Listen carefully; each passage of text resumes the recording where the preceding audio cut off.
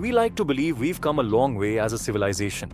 We have smartphones, satellites, universities, science and art. We send rockets to other planets. But even today, we haven't outgrown something as basic and brutal as war. Why? Why is war still happening? The truth is, war doesn't come out of nowhere. It begins with fear, greed, ego, and the need to control. Sometimes it starts with a border dispute. Sometimes with religion.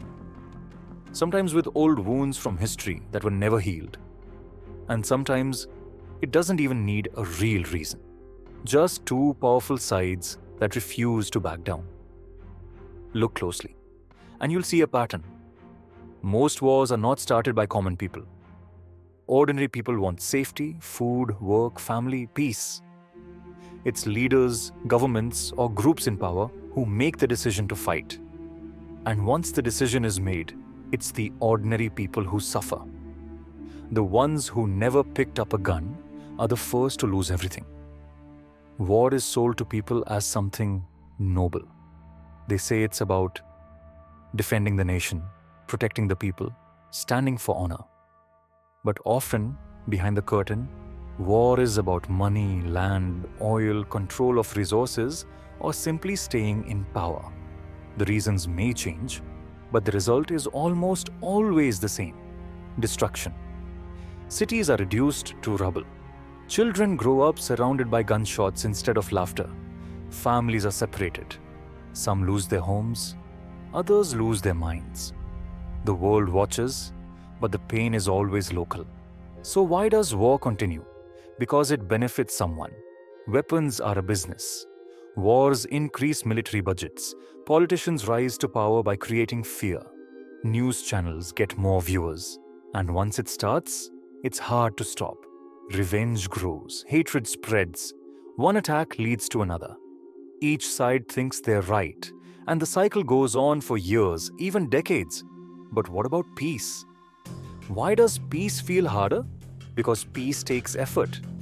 It takes listening, compromise, patience, courage to say we were wrong. And in today's world, power often speaks louder than wisdom. It's easier to drop bombs than to sit and talk. It's easier to train soldiers than to teach understanding. It's easier to create enemies than to build trust. War is loud. Peace is quiet. That's why war gets more attention. But here's the painful part. The real cost of war is never paid by those who start it.